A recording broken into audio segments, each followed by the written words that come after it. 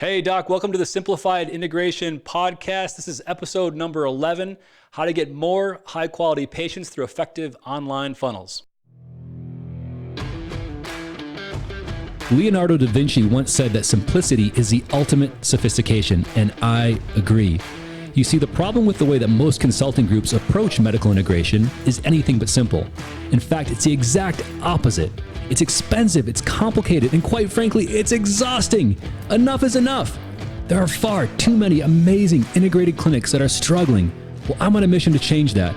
What I've come to find from over 5 years working with integrated practices is that simplicity really is the secret. The old saying of less is more is true. Through a streamlined approach, I was able to create multiple successful 7-figure integrated clinics, and now I'm going to show you how you can do the same.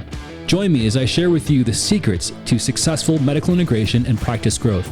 Join me on a journey to greater sophistication through innovation. I'm Dr. Andrew Wells, and welcome to the Simplified Integration Podcast. All right, innovators, welcome back. I'm so excited today to have my first celebrity guest, Dr. Chad Woolner of Chiro Funnel Secrets. Dr. Woolner, welcome. Great to have you on. Thanks, man. I'm excited to be here. So I want to give you a background on how I met Dr. Woolner. And this actually started, the story starts when we first started our chiropractic office. My wife and I opened a practice from scratch, and we knew how to get patients in 3 ways. This was a little bit like just before Facebook became a thing. And so we spent most of our weekends, at least every Saturday, doing spinal screenings. We did a screening almost every weekend for the first year that we were open. And we did well with that. Like, we got new patients, we grew our office pretty quickly. It was effective, but the problem was it was absolutely exhausting. And I remember talking to my wife, I'm like, if we have to do one more screening, like, there's no way I can like keep this up. I'm not screening for the rest of my career. And we also did tons of like lunch and learns, tons of live events. We did like patient appreciation days where we would have patients bring their friends and family, and we got patients that way. But it was, to be honest, like a really, really exhausting way to get new patients. And then once Facebook started to was a thing, we started throwing money at doing digital ads. Like, we gave some marketing companies some money to advertise on Google, search engine optimization. We gave some people some money to do Facebook ads, and nothing really worked. I remember we did our first Facebook campaign. We tried to do it ourselves. We spent some money on ads. We got 0 patients from that, so we failed miserably. And then we hired an outside company, and they got us like 50 some leads. And I remember I was so excited when we got all these leads, but 2 of those people showed up, and we had 0 patient signups from that. So my first experience in doing like online type work and like crude funnels was a complete failure. So I remember going to an event. I heard of this guy named Russell Brunson, and Russell Brunson's claim was he could help get more new clients or new patients through effective online funnels. And I'm like, oh, this sounds great. I need to learn this skill. So I went to one of their live events. It completely made sense to me. I'm like, I need to learn this skill. So I signed up in his program. I got ClickFunnels, which is this online platform. And I remember going home, and I got on the computer, opened my ClickFunnels account, and I stared at the screen for like 2 hours because I had no idea what the heck I was doing. I just didn't know how to create a funnel. And so I remember Russell Brunson talking about this chiropractor that he worked with. And he helped show this chiropractor how to get a bunch of new patients into his office. And I heard it in his books. I heard it at his live event. I'm like, I wonder if he's talking about the same chiropractor. Like, I got to find out who this guy is. So I did a bunch of research, and I finally figured out that the guy Russell Brunson was talking about was actually a friend of his, and that's Dr. Chad Woolner. And I'm like, all right, I gotta reach out to this Dr. Woolner guy. He knows what I need to know. And so, long story short, that's how I met Dr. Woolner. And over almost the last year that we've been working together, I've learned an amazing amount of information about funnels, about marketing, about messaging to your patients. And so Dr. Woolner, welcome. It's great to have you on here. So first of all, if you can just kind of explain, I know some of the people listening may know what a funnel is already, but also I know chiropractors have sometimes a wrong view of funnels, or maybe a distorted view of what a funnel actually is. But could you start off by just explaining what is a funnel and why do chiropractors need one? Yeah, absolutely. First off, thanks for having me on the podcast, man. I'm excited. I am likewise, honored to be the inaugural uh, celebrity guest, if that's what you want to call me. But excited to be on. So yeah, as far as funnels go, I think funnels can oftentimes be overcomplicated. Can sometimes get misconstrued as to what they are or what they're intended for. And I think the most common mistake that I see is that funnels are often viewed in a very myopic mindset or mentality, because so much of the funnels that are being used, along with the Facebook ads and things like that, are very templated, copy and paste, one size fits all approach. And most docs who have even looked into funnels have seen these types of funnels before.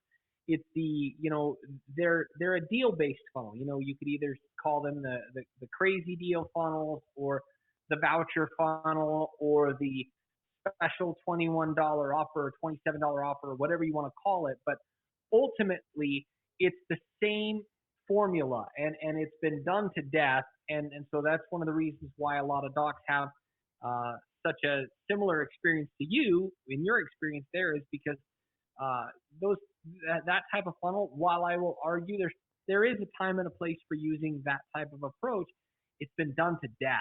And it's not the only way to use funnels. There are so many different ways that can be used, funnels can be used. But that way in particular, most docs have seen there's usually some type of a Facebook ad saying, hey, insert your community. Hey, Boise. Hey, Los Angeles. Hey, Cincinnati. My name's Dr. Woolner, and I'm a chiropractor, and we're running a special crazy offer, this voucher for $21. You can get this, this, this. Click here. We only have 7 available or whatever. They click the ad to the landing page, says the same thing in a really simple way, maybe shows a map of where your clinic is located.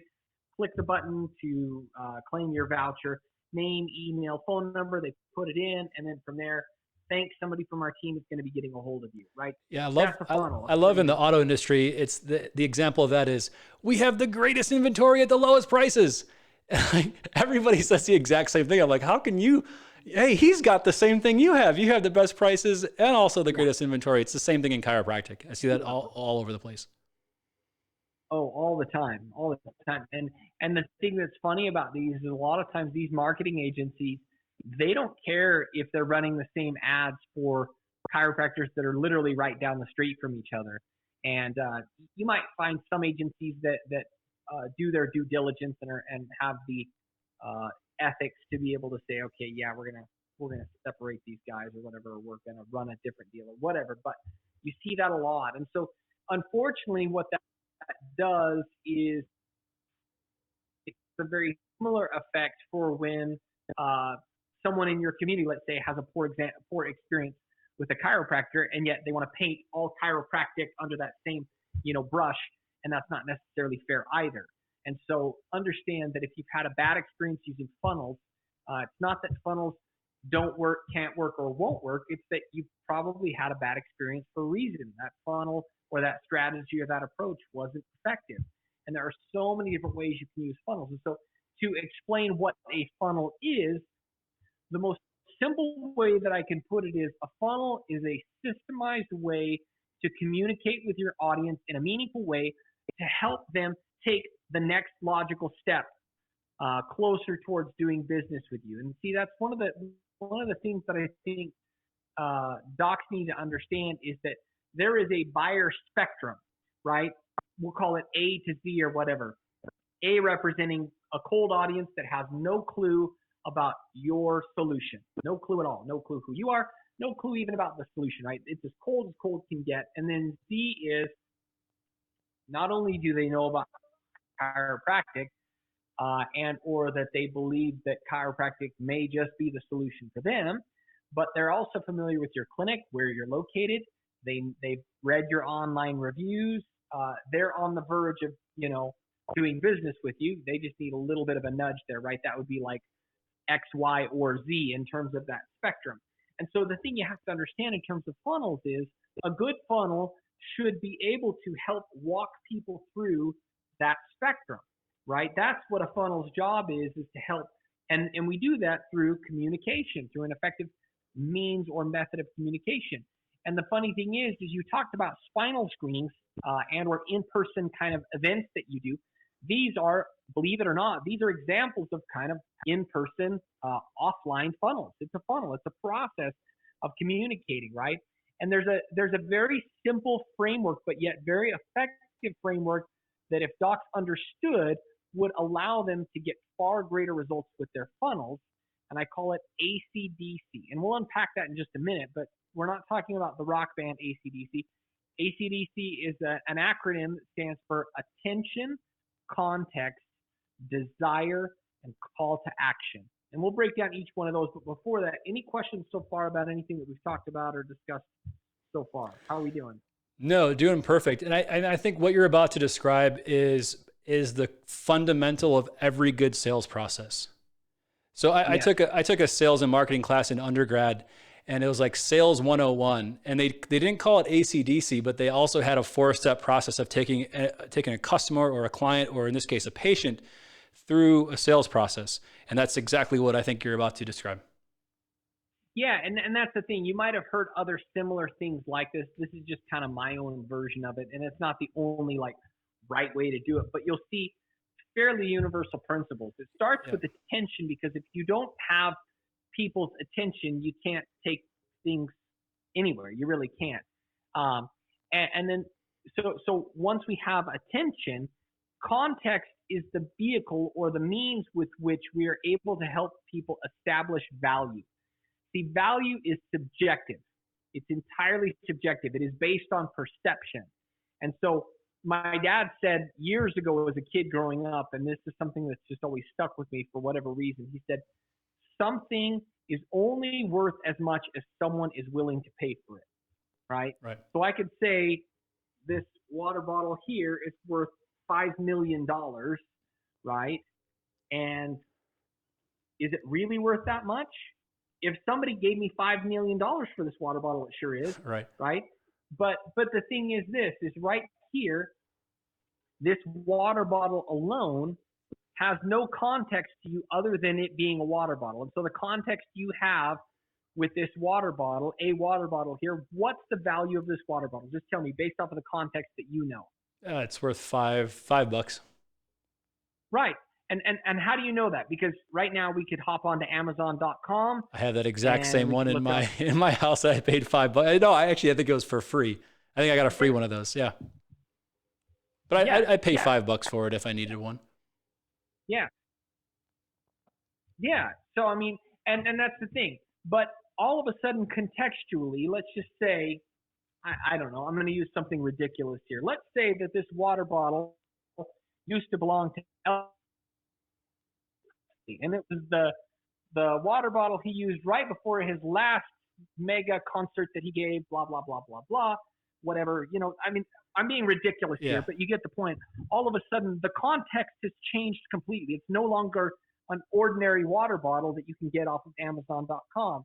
Or let's just say that, you know, there's some special magical thing that this water bottle does. Like it purifies water automatically and removes 99.9% of all chemicals, toxins, whatever. All you have to do is put water in it. Yeah. Yep. Yeah, exactly. So you get the idea. The context has changed. Therefore, the value associated with said water bottle or whatever has changed as well, right? The perception has changed. And so we can influence value by context. But the problem is, again, is that most docs don't bother to figure out a way to create sufficient context. And it's not that creating context requires some hour-long video that you have to do. Not at all. There's simple ways that you can influence context very quickly. One of the fastest and easiest ways that you can establish value through context is by telling a quick story. Stories are the way we are biologically designed to not only absorb information, but remember it and retain it. It's like hardwired into us. People are fascinated by stories. And so if you can tell stories about, whatever it is you're offering to create that context, all of a sudden now perceived value will very likely go higher as a result of the story. And the problem is that what a lot of docs will do to tell the story is they will inundate their listeners with features. Let's say that they've got some new fancy pants piece of equipment that they're promoting. And let's back up real quick for just a second. In terms of creating attention, one of the simplest ways that you can create attention is to speak specifically to a niche audience. And I'm not just talking about neck or back pain. Those are pretty poor examples because most everybody has some type of neck or back pain out there. Let's just face it, right? So we could talk to people struggling with neuropathy. We could talk to people struggling with thyroid problems. We could talk to people struggling with type 2 diabetes. We could talk to people with digestive problems. We could talk to people with adrenal problems. We could talk to people with plantar fasciitis. We could talk to people with knee problems, right? So these are highly specific niches. And so in terms of creating attention, one of the simplest ways to do it is to just niche down and call that audience out, you know. And again, there are, I'm not going to get into the rules in terms of advertising on Facebook. You can't call out people directly and say, hey, do you struggle with neuropathy? You know, there are ways to go about doing it, but that's not the way to do it. So I'm not like a Facebook ad compliance expert. So talk to whoever you're going to talk to in terms of that. But if even just in terms of using the term, people that have that will hear it, right? It'll stand out to them, Right. as opposed to the typical way that most of these Facebook ads are done is, hey, everyone in my community, right? And there's this thing in marketing, when you market to everyone, you market to no one, right? And so we capture the attention, we create context by telling a story, which is going to allow them to create a higher level of perceived value. See, there's a saying from a great book by Harry Beckwith called Selling the Invisible, and I've said this countless times, but he said, in the absence of value, cost is the only consideration.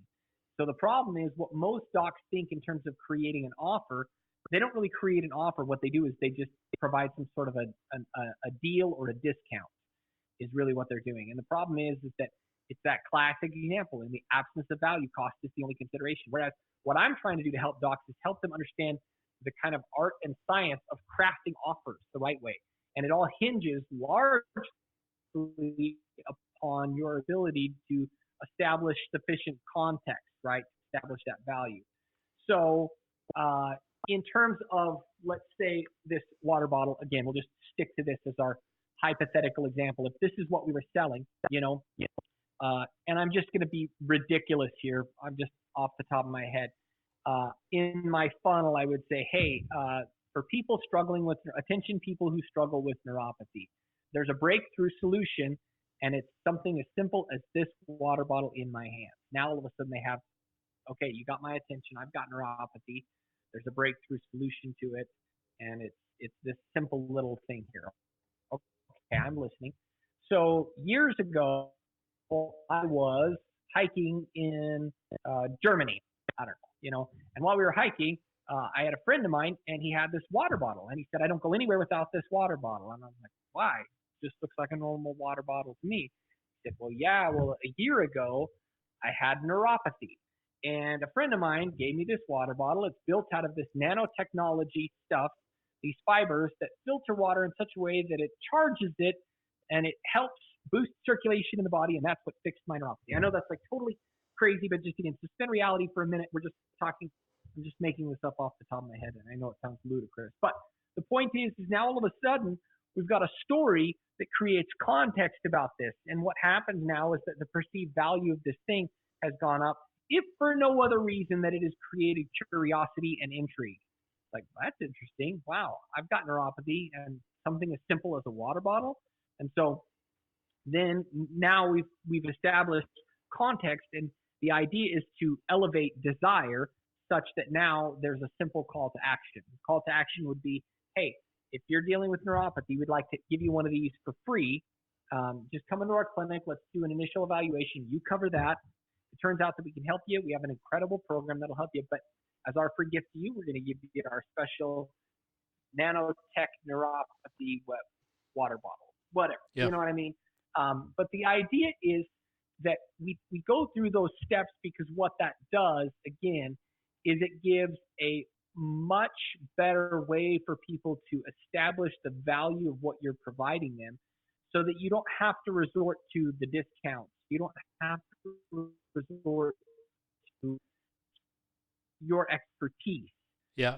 but rather you can maintain the integrity of your positioning and your expertise by, uh, by simply creating sufficient context with what you're doing. So does that make sense? Yeah, and I think a really good example of this, if you guys want to see this in action, it doesn't always have to be a Facebook funnel.